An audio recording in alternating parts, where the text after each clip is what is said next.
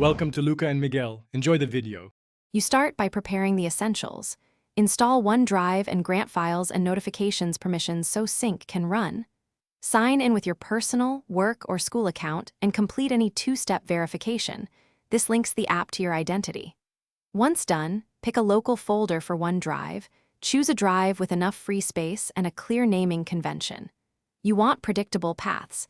This makes selective sync and backups reliable later. So set that foundation carefully before continuing. Now you configure how OneDrive syncs files and how you access them in Finder. Open Preferences, enable Files on Demand to save disk space, or mark folders to always keep offline when you need instant access. Use the Choose Folders option to pick only needed directories. This prevents unnecessary uploads and speeds sync. Make sure Finder integration is enabled so you see status icons and right-click options. This helps you manage conflicts and view version history without leaving the Finder environment. Finish by setting up collaboration and backups for everyday use. Share with specific people or link options, set edit versus view permissions, and add an expiration when needed.